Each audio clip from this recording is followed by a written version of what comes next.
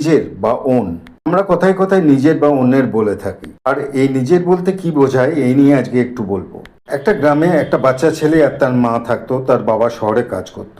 একদিন তার মা গ্রামের এক মেলার থেকে একটা গোপাল ঠাকুর কিনে আনে, আর বাড়ি ফিরে সাজিয়ে গুজিয়ে সেই গোপাল ঠাকুরটাকে একটা আসনে বসায়।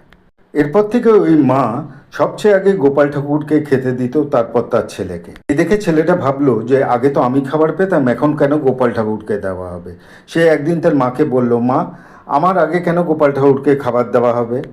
তখন মা বলল, উনি ভগবান, আমাদের মালিক, কাজেই ওনাকে আগে খাবার দিতে হবে।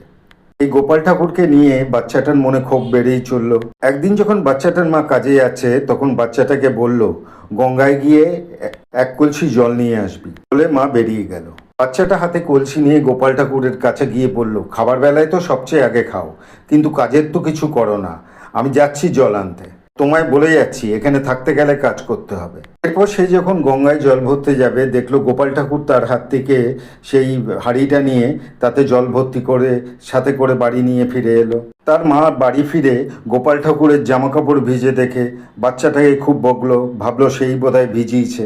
পরের দিন কাজে যাবার সময় মা ছেলেটাকে বলে গেল, ওরে আটা চেলে রাখবি। বাচ্চাটা আটা চালতে যাবে, তার হাত থেকে গোপাল ঠাকুর চালনিটা নিয়ে নিজেই আটা চালা শুরু করে দিল। মা যখন ফিরে এলো, আগের দিনের মতো দেখলো গোপাল ঠাকুরের গায়ে আটা মাখা।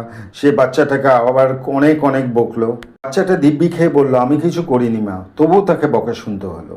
এর পরের দিন কাজ করতে যাওয়ার সময় মা বাচ্চাটাকে বলল, জঙ্গল থেকে কাঠ কুড়িয়ে এনে ঘরে রাখবি। বাচ্চাটা তখন রেগে গিয়ে তার মাকে বলল, ঠিক আছে, কিন্তু তোমার গোপালকে বলে যাও ও যেন আমার সাথে না যায়। মা হেসে বলল, ঠিক আছে। এরপর বাচ্চা ছেলেটা কুড়োল নিয়ে জঙ্গলের দিকে চলল, কিন্তু ওর মা কিছু জিনিস নিতে ভুলে গেছিল, তাই তাড়াতাড়ি বাড়ি ফিরে এলো।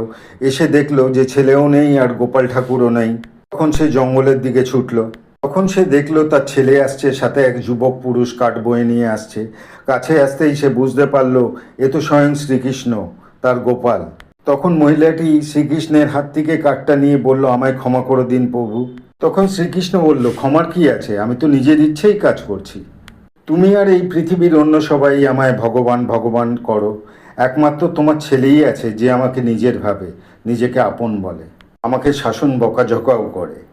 তাই আমি ওর, যে আমাকে নিজের ভাবে আমি তারই সবচেয়ে কাছের হই।